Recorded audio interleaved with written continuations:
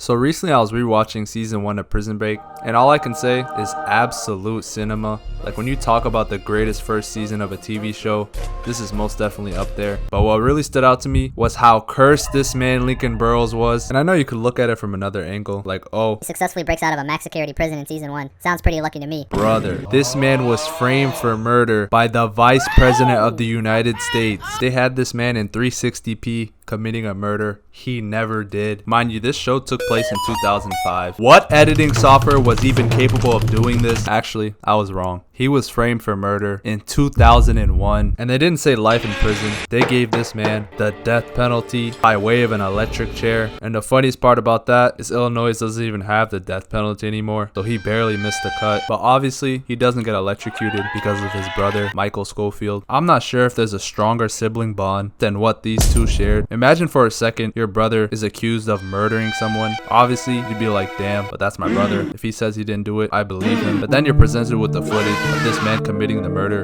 in 4K. This is the clearest video I've ever seen. This is the most HD shit ever. This is 4K.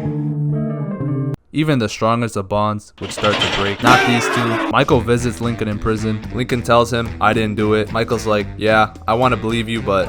Lincoln's like, that's fake news. Michael's like, say swear. Lincoln's like, swear. They framed me. And it was at this moment Michael decided to lock in, and not in the way of fighting for him in the legal system. No, he comes up with an elaborate plan to break him out of prison and leave the country. And it all starts with him getting a shit ton of tattoos. And in the first scene of the show, we see Michael finishing up a tattoo on his arm. And this man's pain tolerance must have been legendary, because the tattoo artist says it only took a few months of work to do what would usually take years. And when you factor in this man also got his entire torso done, his body must have felt like some sizzling fajitas. And you know he was getting these tattoos for strictly business, because he just puts his dress shirt right over his freshly done tattoos, no arm wrap needed, and walks out. Then we see Michael's apartment, and this is our first indicator that the man's got a little money to his name. Got a nice little view of downtown Chicago, so you can see the man is clearly doing well financially. Not the type of guy to rob a bank. Then in the very next scene, he tries to rob a bank.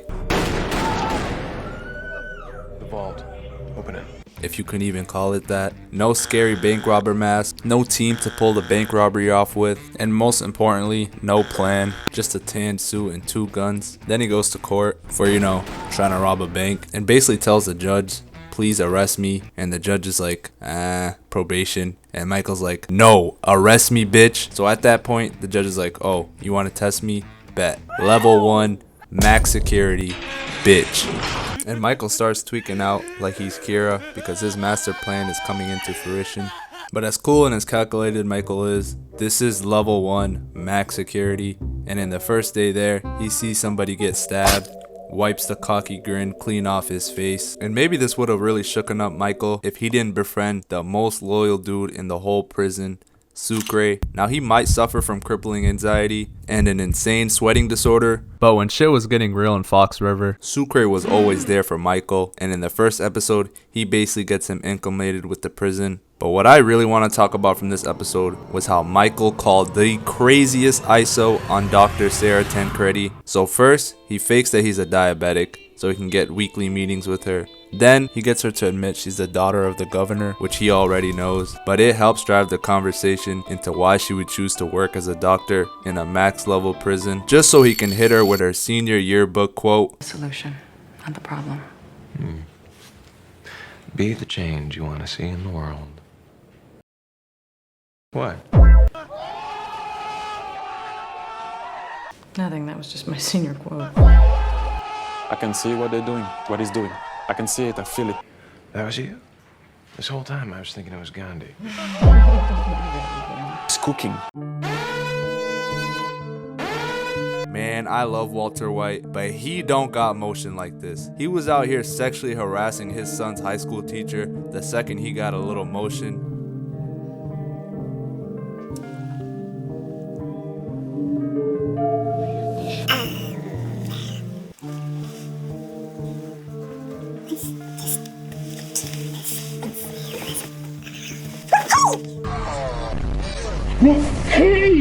These two people are not the same. And not only was Michael risen up Dr. Tancredi, he was making moves on the warden, Like, I'm convinced the warden was more in love with Michael than Sarah herself with all the special treatment he was getting in season 1. But seriously, out of everything that Michael planned out in Fox River, the warden giving him special treatment just so he could build the Taj Mahal for his wife is one of the luckier things to happen to him. But to be fair to him, he did have to be competent enough to actually build the thing. But I promise you, if you tally up all the lucky and unlucky things that happened to Michael in Fox River, you will see, even with all the prep time and even having the blueprints for the prison, the odds were not in his favor. One most noticeably being this man right here, Theodore Bagwell, or T-Bag for short. Every time this man appears on screen, I just play the Uncle Ruckus theme in my head. Why? I don't even know, because this man is 30 times more evil than Uncle Ruckus could dream of. Any crime or horrible act that you could think of, T-Bag already checked it off the list. He rapes people, he murders several inmates, is an outspoken racist, and is a pedo. And Michael has to deal with this man on a consistent basis. It's gonna be nasty for a first timer like you, but we'll protect you. I'll protect you. All you gotta do is take this pocket right here, and your life be all peaches and cream. I walk, you walk with me. I'll keep you real close so no one up in here can hurt you. Looks to me you already got a girlfriend. I got a whole nother pocket over here. Out of all the inmates in the prison that were a threat to Michael, I would say T-Bag was the biggest threat. And not only did Michael have to deal with T-Bag in prison, he had to work with him on a daily basis. That's like a teacher assigning you to do a group project that's worth your entire grade with a person you don't fuck with. But in this case, this isn't a group project. They are breaking out a max security prison, and this isn't a grade at stake, it's your livelihood. And instead of you not liking your partner, you despise their very existence. But what if I told you the hardest part about being a character in this show wasn't being in Fox River? I know that sounds crazy, because they literally had a race war and a riot over the AC not working 5 episodes in. Rugheads got you scared, do they? Sorry? A few days on the inside, any God-fearing white man realizes the correctional system's got a serious lead toward that African-American persuasion. We got one thing they don't. Surprise. Surprise.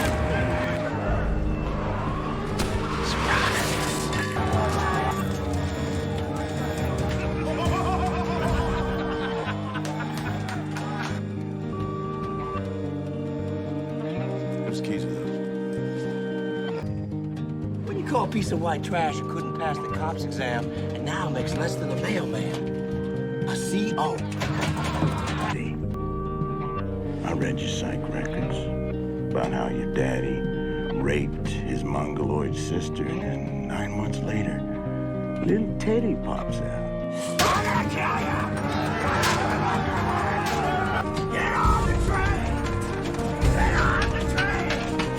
Let's get to my office. T-Bag scarred this one prison guard so bad in the riot, the guard decided he'd rather take his chances being in another show about living in a post-apocalyptic zombie-riddled world. But like I said, if you lived in the outside world in season 1 and were somehow connected to Lincoln Burrows, my brother in Christ, good luck, because you had to deal with these two demons. Anytime these dudes showed up on screen, you know somebody's life was about to be A, threatened, or B, taken. And at least if you lived in Fox River, there were times you could guarantee your safety, like when you were locked in your cell at night. But when you're in the outside world and you got these two demons coming after you, you were cooked. And you want to know why I refer to them as demons? It's because in the first episode they assassinate a priest, and not even like a corrupt priest. Like he was a little corrupt, but like, you know, everybody got to make their money somehow. But yeah, they just assassinate him in his own home. But that's nothing compared to when they pulled up on LJ at his house. Side note, LJ was casually walking around the house with his dogs out. I don't care what y'all say in the comments, walking around the house with no socks is a crime. But seriously, I want to put into perspective how crazy of a situation this is for LJ. He is 15 years old and has a gun getting pulled out on him by a Secret Service hitman.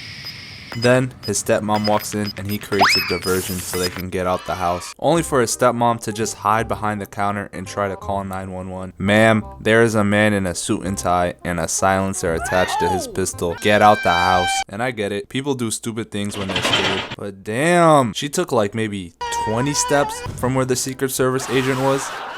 Leave the house. LJ had his dogs all the way out and didn't even second guess leaving the house. Like, I don't even know why I'm focusing on this specific scene, but it just pisses me off. But hey, maybe his stepmom knew something we didn't, because even with LJ escaping the house, he comes face to face with the scariest man in season 1, Paul Kellerman. He was a serial killer who bragged about killing people, and he professed and confessed to be a demon. He was dead, bro.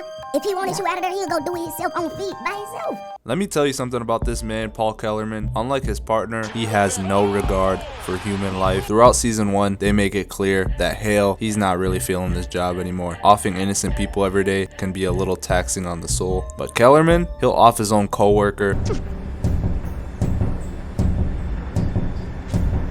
He named me.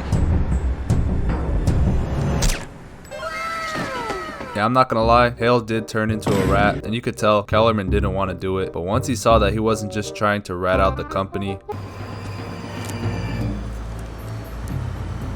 You name me? but him as well, he was like, nah, You're done. I'm not letting that slide. So him shooting LJ here means nothing to him, but luckily LJ's stepdad steps up to the plate and hits him with a bat. Get it? He's his stepdad and he steps up to the mound like a baseball player. Okay, but seriously, that was heroic, but again, like LJ's stepmom, where are the survival skills? A man in a suit flashes a gun at your stepson and you're aiming for his back? Like, bro, why are you not Aaron Judge booming this man to the noggin? Somebody in the comments, please explain to me, is this like a step-parent thing? Like, because they aren't your biological parents, they don't have those instincts when their child is in danger? Because there's just no way. And because of this sorry decision making, LJ's stepdad gets popped.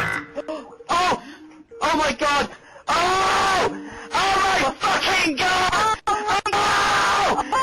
But then LJ says, I got one more in me, and runs back to the house, which is literally insane. Like, I'm convinced there's only 2 options for how he's still alive. A, Hale is letting this man live. Hi, how are you? Because he's a nice guy, even though he just off LJ's stepmom. Or B, these dudes got their sound settings all the way messed up. This is a normal suburban house, and he's running back and forth around it like he's playing cops and robbers. There are 2 Secret Service agents, one outside and the other most likely inside, and LJ's out here free roaming and inspecting bodies like he's playing a telltale game. But eventually he runs away barefooted. I'm sorry, I understand I'm dragging the hell out of it. His step parents literally just got killed, but you were in and out of that house a couple times. If you really wanted to, you could have thrown on some Crocs real quick. Now you're running in the back streets with your toes out. If a cop sees you, he might arrest you just off that. But all jokes aside, this man Kellerman is actually so evil, because he calls LJ and tries to convince him to come back. What do you want from me?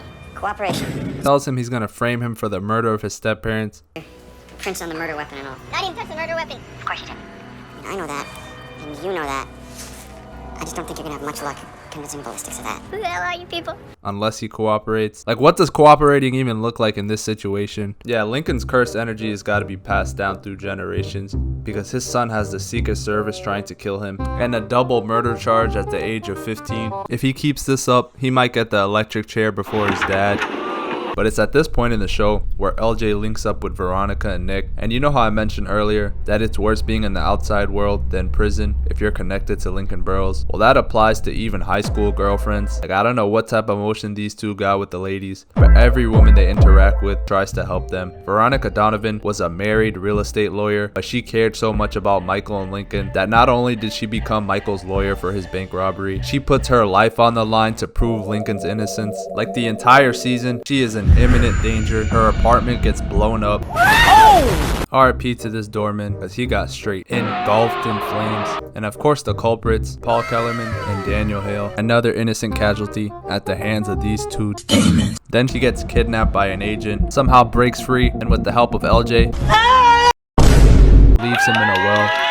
And I want you to take a guess who shows up to catch yet another body.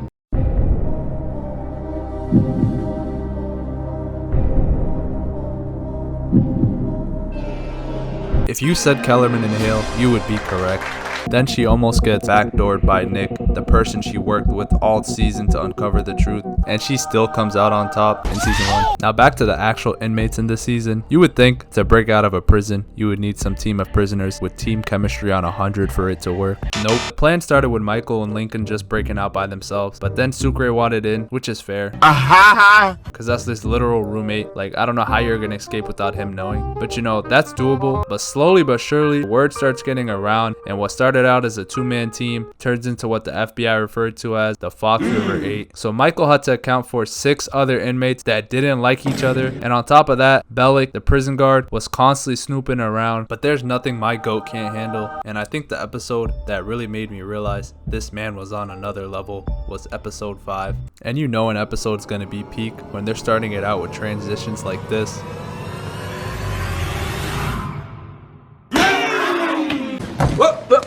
Here I come. But you also know someone's about to get blackmailed if these two pull up, and they get the warden to transfer Michael out of Fox River. So who does Michael go to for help? DB Cooper. I'm not sure who came up with the idea to add DB fucking Cooper to this show, but he cooked, and he helps him get a motion to have his transfer delayed. So Michael's like, okay, I didn't get all these tattoos for nothing. I gotta do a walkthrough. So he has Sucre start hanging up laundry to block anyone from seeing Michael go inside the walls. And side note, I love Sucre, but it's hilarious. The sweatiest, most anxiety-riddled character was constantly being put on door duty. Man, the Ricans, we got genetically higher blood pressure, you know that? My cousin, he died from too much stress. I thought you said your cousin was moving in on your girl. But as Michael's doing his walkthrough, everything's going as planned until a worker walks in for a smoke break. And this is where we make the distinction between great main characters and Michael fucking Schofield, because straight out of a Spider-Man movie, he hides on the ceiling. My goat is handsome, smart, and has superpowers. No, but in all seriousness, I don't know how he got up there. The worker legit is in his line of sight, and Michael somehow climbs up to the ceiling before he can turn around, and he did it without making any noise to alert him. But after this close call, Michael goes back to his cell, and now he has the key for the warden's office thanks to Abruzzi, so he can move in and out whenever he's building the Taj Mahal for the warden. And that's exactly what he does that night. But this time, he's doing a test run to see how fast it takes for the police to show up if an inmate were to escape. And he figures out the information he needed. But at the same time, he did just put the prison into a lockdown. So the guard checks on Michael in the room and sees that he's not in there. But by the time the warden and Bellick come to check, he's back in the room. Hi, how are you? All because he was able to sneak through the vent that they showed in the beginning of the episode. This motherfucker don't miss. How the hell did he... What's going on? No, he's fucking good. That motherfucker don't miss, man. In the heat of battle, he don't miss. No. In the heat of controversy, he don't miss. No. People tend to hate on Bellick a lot in season 1, but after rewatching this show, I see where his frustrations stem from. The warden's office after hours. I could kill you. All right, deputy, that's enough. Imagine you develop this reputation as the big bad prison guard that everyone fears. Then all of a sudden, this dude shows up and you can't pinpoint what he's up to, but you just know he's up to no good. Then there's the fact that Michael's constantly rage baiting Bellick, just showering him with kindness in the face of disrespect. Religious man, Schofield. Never really thought about it. Good, because the 10 commandments don't mean a box of piss in here. We got 2 commandments and 2 only. The first commandment is you got nothing coming. What's the second commandment? See commandment number 1. Gotcha. You talking out the side of your neck. Come again? I said, are you being a smart ass? Just trying to fly low, avoid the radar, boss. Do my time and get out. There isn't any flying under my radar. Good to know. And on top of all that, you constantly see him getting more girls than you, and he's a prisoner I might start hating too. And to top it all off, Bellick lives with his mom. Yeah, I'm not hating on people that live with their parents, but it's just funny. You put on this big bravado prison guard act, and you still live with your mommy. So yeah, I just thought it was important to understand why Bellick hated Michael. So he's better than you? Yes. And stacks more paper and gets more hoes than you, nigga? Absolutely. And this would have been a flawless victory if it wasn't for these two. The blackmailing they tried to do on the warden didn't work the first time. So what do? They blackmail him some more. But this time, they show up in his house where his wife lives. So now, Michael's actually going to be transferred. And as he's walking to the bus, they show all the inmates he planned on breaking out with and his side piece just sadly looking on. But the funniest part is that if you watch season 2, Abruzzi isn't even mad about not breaking out. He just wants Fibonacci in the dirt. This man hates snitches. So much so that him and Michael successfully executed a plan to take the mafia out by giving out Fibonacci's fake address and setting them up. Then directly after, he's like, you know, you're actually gonna give me his real address, right? This man is insane. But just as Michael's about to be taken to the bus, the warden has a change of heart and reissues the motion. No. There must be some kind of a mistake. This man filed a motion yesterday. He has a medical condition which precludes transfer. Sinusitis, right? Sinusitis. Take the prisoner back to his cell. Now I know I glazed the hell out of Michael in this video, but if this isn't the clearest case of pretty privilege, then I don't know what is. Sin City was a savior. Nah, but seriously, shout out the warden for having the balls to do this. But you won't believe who was watching this all go down from the car. But I think it was at this point when the warden realized I already put my life in danger. Why not get my aura points up now? and just stares him down. But for as tough as that was, he was shaking in his boots because he immediately drives home to go check on his wife. And you just got this feeling his wife is about to be killed. But she's just sitting there on the porch reading a book. Even the warden was like, because he knows how dangerous these two are. And that was just one of the many close calls that went down in Fox River. But there was one moment in the show where even Michael himself could do nothing about. The group of inmates are working on the hole for their prison escape, and one of the guards is adamant about getting inside. So Lincoln, who's on watch duty, can't even stall him enough for Michael to get out the tunnel. Hey, boss. What you doing out here, Link? Taking a break? I gotta check the status in there. So good? Then you won't mind me checking it out. Hey! What the hell's your problem, Con? Hey, step off, or you're going to shoot. Hey. Bro, I can't believe I'm saying this, but where is T-Bag when you need him? John, you know actually about Jesus? Say hi to him for me, will you? Because he legit was put in a similar situation where the guard asked him the name of the college a quarterback played for. And whether he didn't know at the time or was just stalling to the last minute, he names the college. Hey, hold on, I just want to figure this out. It's driving me crazy. Ohio State. That's right, he was a Buckeye. Lincoln, on the other hand, he didn't try to strike a conversation up or nothing. He just tried to body block him and tell him it's all good. He was already up to be put in the electric chair, and now he's punching prison guards. So now, this ruins the whole escape plan for Michael, and you know he's helpless when T-Bag's rage bait starts getting to him. That grown man, Michael, they can all decide for themselves. You son of a... And now the next day, because Lincoln wasn't able to leave his cell, he has to watch his brother be executed. Like, that's gotta be so hard to contemplate. Right behind that glass, your brother's about to be electrocuted to death. But just in the nick of time, a phone call comes in saying new evidence has come in, so they're going to delay Lincoln's execution.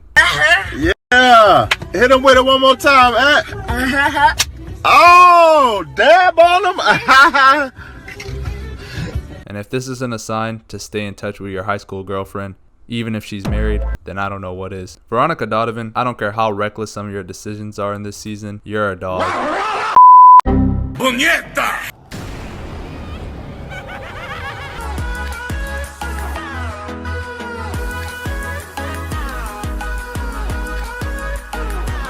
Puñeta!